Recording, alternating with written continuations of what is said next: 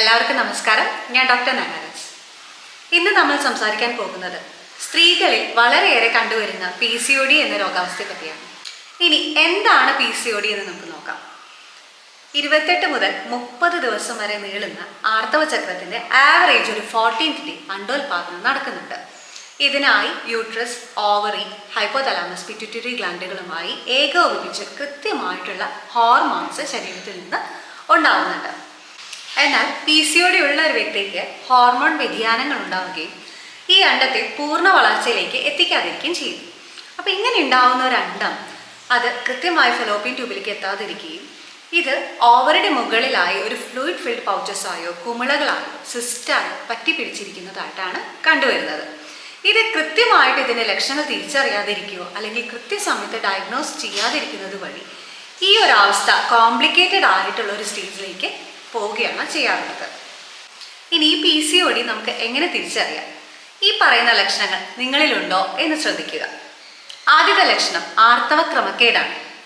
അതിനു മുമ്പായി എന്താണ് ക്രമമായ ആർത്തവം എന്നുള്ളത് നിങ്ങൾ തിരിച്ചറിയേണ്ടതുണ്ട്. യൂഷ്വലി 28 മുതൽ 30 ദിവസം വരെയാണ് ഒരു നോർമൽ ആയിട്ടുള്ള ആർത്തവ ചക്രം എന്ന് പറയുന്നത്.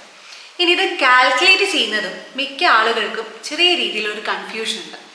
അതായത് നമ്മൾ പീരീഡ് ഒരു first day of the month ആണ് പീരീഡ് ആയത് എന്നുണ്ടെങ്കിൽ നെക്സ്റ്റ് അതേ മന്ത് തന്നെ 20th day or 30th day തന്നെ നമുക്ക് നെക്സ്റ്റ് മെൻസ്ട്രൽ സൈക്കിൾ സ്റ്റാർട്ട് ചെയ്യുന്നതാണ്.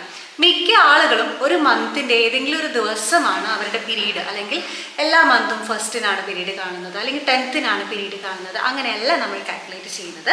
മറിച്ച് നമുക്ക് ബ്ലീഡിങ് സ്റ്റാർട്ട് ചെയ്ത ഡേ ആണ് ഫസ്റ്റ് ഡേ ഓഫ് പീരീഡും അതോടൊപ്പം തന്നെ നമ്മൾ next 20th day of cycle അടുത്ത പീരീഡ് നമുക്ക് കാണേണ്ടതുമാണ്. അതോടൊപ്പം തന്നെ കൃത്യമായി പീരീഡ് ട്രാക്ക് ചെയ്യേണ്ടത് വളരെ അനിവാര്യമാണ്. കാരണം നമുക്കിത് ആർത്തവ ക്രമക്കേടുണ്ടോ എന്നറിയണമെന്നുണ്ടെങ്കിൽ നമ്മുടെ പീരീഡ്സ് കൃത്യമായി ട്രാക്ക് ചെയ്യേണ്ടതാണ്. ഇനി PCOD ഉള്ള ഒരു വ്യക്തിയുടെ ആർത്തവ ക്രമക്കേട് എന്ന് പറയുന്നത് ഈ 28 to 30 എന്നുള്ളത് മിക്ക ആളുകൾക്ക് അത് നീണ്ടു പോവുകയാണ്. ഈ സൈക്കിളിൻ്റെ ഗ്യാപ്പ് നീണ്ടു പോകുന്നതായിട്ടാണ് കണ്ടുവരാറുള്ളത്. ചില ആളുകൾക്ക് 2 or 3 months വരെ പീരീഡ് കാണാത്തൊരവസ്ഥ വരെ കാണാറുണ്ട്. അതോടൊപ്പം തന്നെ ഇനി അഥവാ കണ്ടാൽ പോലും കൃത്യമായിട്ടുള്ള ബ്ലീഡിങ് ഇല്ലാതിരിക്കുക എന്നുള്ളതാണ് മറ്റൊരു ലക്ഷണം എന്ന് പറയുന്നത്. ഇനി ചില ആളുകൾക്ക് മിഡ് സൈക്കിൾ ബ്ലീഡിങ്, അതായത് നമുക്ക് ഒരു 14th ഡേ ആകുമ്പോൾ തന്നെ അല്ലെങ്കിൽ 20th ഡേ തന്നെ നെക്സ്റ്റ് ഒരു പീരീഡ് സ്റ്റാർട്ട് ചെയ്യുന്നതായിട്ടും ഇതിൻ്റെ ലക്ഷണമായിട്ട് നമുക്ക് കണക്കാക്കാം. മറ്റൊന്നാണ് ആക്നി. നമ്മുടെ മുഖത്തുണ്ടാകുന്ന മുഖക്കുരു അല്ലെങ്കിൽ ആക്നെ പോലുള്ള അവസ്ഥകൾ കൂടുതലായിട്ടും കണ്ടുവരാറുണ്ട്. അതോടൊപ്പം തന്നെ ശ്രദ്ധിക്കേണ്ടത് ഇതിൻ്റെ ഒരു പാടുകൾ ബ്ലാക്കിഷ് ഡിസ്കളറേഷൻ ഉണ്ടാവുക എന്നുള്ളതും ഇതിൻ്റെ ഒരു ലക്ഷണമാണ്. ഇനി മറ്റൊരു പ്രധാന ലക്ഷണമാണ് മുടികൊഴിച്ചിൽ. ഈ മുടികൊഴിച്ചിലിനോടൊപ്പം തന്നെ അനാവശ്യമായിട്ടുള്ള രോമ വളർച്ചയും ഇതിൻ്റെ ഒരു ക്യാരക്ടറിസ്റ്റിക് ഫീച്ചറാണ്. അതോടൊപ്പം തന്നെ കഴുത്തിന് ചുറ്റും അല്ലെങ്കിൽ നമ്മുടെ ആംപിറ്റിൽ ഉണ്ടാവുന്ന ബ്ലാക്കിഷ് ഡിസ്കളറേഷൻ, വളരെയധികം കരിവാളിച്ചിരിക്കുക. നമ്മൾ ക്ലിനിക്കലി നോക്കുകയാണെങ്കിൽ ഈ 2 ലക്ഷണം കൊണ്ട് തന്നെയാണ് നമ്മൾ PCOD ഡയഗ്നോസ് ചെയ്യാനായിട്ട് അയക്കാറുള്ളത്. അതായത് അമിതമായിട്ടുള്ള മുടികൊഴിച്ചിലുണ്ടാവുക, അതോടൊപ്പം തന്നെ അനാവശ്യ രോമ വളർച്ച കൂടുക, മറ്റൊന്നാണ് ഈ പറയുന്നത് പോലെ കഴുത്തിന് ചുറ്റും ഉണ്ടാവുന്ന ഡിസ്കളറേഷൻ.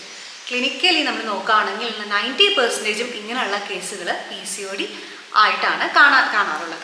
അതോടൊപ്പം തന്നെ ശരീരഭാരം അമിതമായി കൂടുന്നൊരവസ്ഥ. മറ്റൊരു കാര്യം, ശരീരഭാരമുള്ള വ്യക്തികളിലാണ് PCOD കൂടുതലായിട്ടും കണ്ടുവരാറുള്ളത്. അതോടൊപ്പം തന്നെ PCOD ഉള്ള വ്യക്തികളിലും ശരീരഭാരം വർദ്ധിക്കാനുള്ള സാധ്യത വളരെ കൂടുതലാണ്. എന്നാൽ അമിതമായിട്ടുള്ള ക്ഷീണവും ഇങ്ങനെയുള്ള കൂട്ടർക്ക് ധാരാളമായിട്ട് കാണാറുണ്ട്. ഇതോടൊപ്പം തന്നെ വികാരങ്ങളെ നിയന്ത്രിക്കാൻ സാധിക്കാതെ വരിക, വളരെയധികം മൂഡ് വേരിയേഷൻസ് ആണ് ഈ PCOD ഉള്ള ആളുകളിൽ നമ്മൾ കണ്ടുവരാറുള്ളത്. മറ്റൊന്ന് യൂഷ്വലി കൺസീവ് ചെയ്യാനുള്ള ബുദ്ധിമുട്ടുകളും ഇതിൻ്റെ ഒരു പ്രധാന ലക്ഷണമായിട്ട് തന്നെ നമുക്ക് കണക്കാക്കാവുന്നതാണ്. എന്നാൽ എല്ലാ ആളുകളിലും ഈ എല്ലാ ലക്ഷണങ്ങളും കാണണമെന്ന് യാതൊരു നിർബന്ധവുമില്ല. എന്നാലും ഈ മേൽ പറഞ്ഞ ലക്ഷണങ്ങളിൽ ഏതെങ്കിലും നിങ്ങൾക്കുണ്ട് എന്നുണ്ടെങ്കിൽ തീർച്ചയായും ഒരു ഡോക്ടറുടെ നിർദ്ദേശപ്രകാരം തന്നെ നിങ്ങൾ എത്രയും പെട്ടെന്ന് ഒരു USG അബ്ഡോമൻ പെൽവിസും അതോടൊപ്പം തന്നെ നിങ്ങളുടെ ഹോർമോൺ ലെവൽസ് അനാലിസിസും ഒരു കംപ്ലീറ്റ് ബ്ലഡ് കൗണ്ടും നടത്തേണ്ടത് വളരെ അനിവാര്യമാണ്. ഇനി എന്തുകൊണ്ടാണ് ഇങ്ങനെ PCOD കണ്ടുവരുന്നത് എന്നുള്ളത് നമുക്ക് നോക്കാം. അതിലെടുത്തു പറയേണ്ട ഒരു കാരണം എന്ന് പറയുന്നത് കുട്ടികളിലെ വ്യായാമക്കുറവ് തന്നെയാണ്. അതോടൊപ്പം തന്നെ കൃത്യമല്ലാത്ത ജീവിത രീതികളും, അതായത് സെഡൻറ്ററി ലൈഫ് സ്റ്റൈൽസ്. യാതൊരു രീതിയിലുള്ള ആക്ടിവിറ്റീസും ഇല്ലാത്തൊരവസ്ഥ. ഇതോടൊപ്പം തന്നെ രാത്രി ഉറക്കമുളയ്ക്കുക, എന്നാൽ പകലുറക്കം ശീലമാക്കുക, ഇതെല്ലാം നമ്മുടെ ശരീരത്തിലെ കഫത്തെ അമിതമായി കൂട്ടുകയും അതോടൊപ്പം തന്നെ നമ്മുടെ ശരീരത്തിലെ ബയോളജിക്കൽ ക്ലോക്കിനെ ക്രമമല്ലാതാക്കുകയും ചെയ്യുന്നുണ്ട്. ഇതൊരു പരിധിവരെ നമ്മുടെ ശരീരത്തിൽ ഹോർമോൺ വ്യതിയാനങ്ങളെ ഉണ്ടാക്കുകയാണ് ചെയ്യാറുള്ളത്. എന്നാൽ ഈ ഒരു സാഹചര്യത്തിലും കൃത്യമായ ചികിത്സ ആരംഭിക്കാതിരിക്കുകയോ നമ്മുടെ ജീവിത രീതിയിൽ കാര്യമായ മാറ്റങ്ങൾ വരുത്താതിരിക്കുകയോ ചെയ്യുന്ന സാഹചര്യത്തിൽ നമ്മുടെ ശരീരത്തിൽ ഇൻസുലിൻ റെസിസ്റ്റൻസ് ഉണ്ടാക്കുകയും മെറ്റബോളിക് ഡിസോർഡേഴ്സ് ആയ ഡയബറ്റീസ് മെലിറ്റസ്, ഒബേസിറ്റി മുതലായ അവസ്ഥയിലേക്ക് കടക്കുകയാണ് ചെയ്യുന്നത്. ഇത് നമ്മുടെ ശരീരത്തിൽ PCOS അല്ലെങ്കിൽ പോളിസിസ്റ്റിക് ഒവേറിയൻ സിൻഡ്രോം എന്ന് പറയുന്ന കുറച്ചുകൂടി കോംപ്ലിക്കേറ്റഡ് ആയിട്ടുള്ള ഒരു അവസ്ഥയിലേക്ക് കടക്കുകയാണ് ചെയ്യുന്നത്.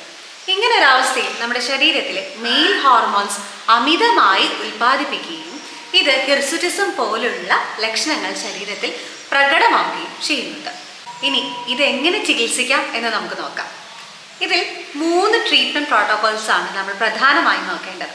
അതിലൊന്നാണ് കൃത്യമായ വ്യായാമ മുറകൾ, അതോടൊപ്പം തന്നെ കൃത്യമായ ഭക്ഷണ രീതികളും അത്യാവശ്യമെങ്കിൽ മരുന്നുകളും. ഇത് തന്നെയാണ് അതിൻ്റെ ഏറ്റവും പ്രധാന ചികിത്സ എന്ന് പറയുന്നത്. അതോടൊപ്പം തന്നെ എത്ര പെട്ടെന്ന് നമ്മൾ ഈ രോഗാവസ്ഥ തിരിച്ചറിയുന്നോ അത്ര പെട്ടെന്ന് തന്നെ നമ്മുടെ ഇതിനൊരു ചികിത്സ സ്റ്റാർട്ട് ചെയ്യേണ്ടത് വളരെ അനിവാര്യമാണ്.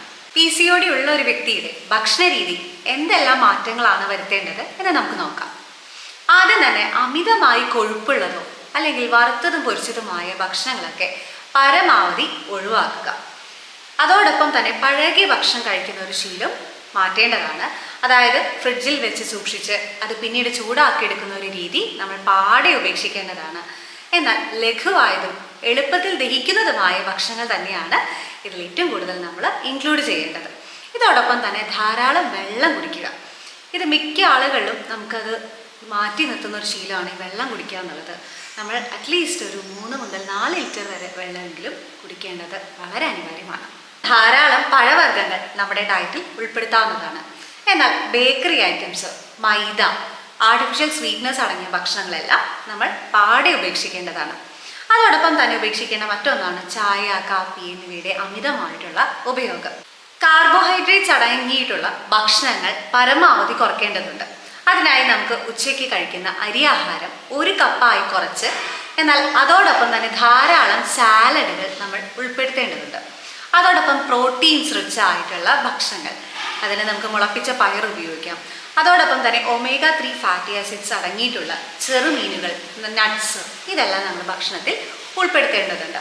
മറ്റൊന്നാണ് ഇലക്കറികൾ. ഫോളിക് ആസിഡ്സ് ധാരാളമായി അടങ്ങിയിട്ടുള്ള ഇലക്കറികളും നമ്മുടെ ഡയറ്റിൻ്റെ ഒരു ഭാഗമാക്കാവുന്നതാണ്.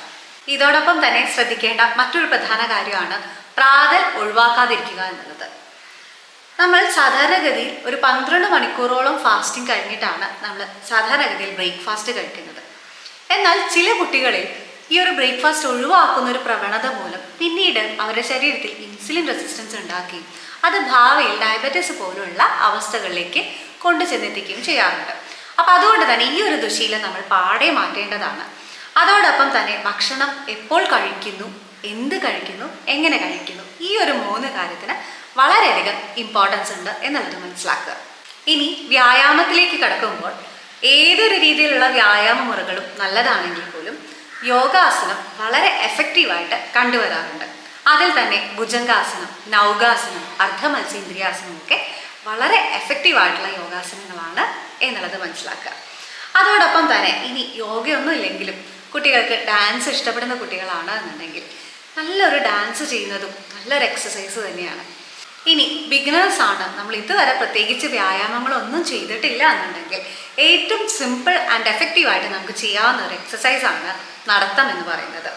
അതും ഒരിളം വെയിൽ കൊണ്ടുള്ള നടത്തം രാവിലെയും വൈകുന്നേരം ശീലമാക്കുന്നത് ഈ ഒരു രീതിയിലുള്ള രോഗാവസ്ഥകൾ, PCOD മാത്രമല്ല, ഈ ഒരു രീതിയിൽ ഉണ്ടാവുന്ന metabolic disorders or life style disorders പൂർണ്ണമായിട്ട് നമുക്ക് നമ്മുടെ പരിധിയിലെത്തിക്കാനായി സാധിക്കാവുന്നതാണ്. ഇതോടൊപ്പം ഒരു ഡോക്ടറുടെ നിർദ്ദേശപ്രകാരം കൃത്യമായ ചികിത്സാ രീതികൾ ആരംഭിക്കുന്നത് വഴി ഈ ഒരു രോഗാവസ്ഥ നമുക്ക് പൂർണ്ണമായിട്ടും മാറ്റിയെടുക്കാവുന്നതാണ്. എന്നാൽ ശ്രദ്ധിക്കേണ്ട ഒരു പ്രധാന വസ്തുത, എത്ര മെഡിസിൻസ് കഴിച്ചായാലും അല്ലെങ്കിൽ നമ്മുടെ ജീവിത രീതിയിൽ താൽക്കാലികമായ അല്പം മാറ്റങ്ങളൊക്കെ വരുത്തി കൺട്രോൾ ആക്കിയിട്ടുള്ള ഒരവസ്ഥ നമ്മൾ പിന്നെയും കൃത്യമല്ലാത്ത ജീവിത രീതിയിലേക്ക് പോകുന്നത് വഴി പഴയപടി തന്നെ വരാനുള്ള സാധ്യത വളരെ കൂടുതലായിട്ടുള്ള ഒരു കാര്യം കൂടിയാണ്. അതുകൊണ്ട് തന്നെ കൃത്യമായി ആരോഗ്യകരമായ ഒരു ജീവിത ശൈലിയിലേക്ക് എത്രയും പെട്ടെന്ന് മാറേണ്ടത് വളരെ അനിവാര്യമാണ്. So be healthy and keep watching. Thank you.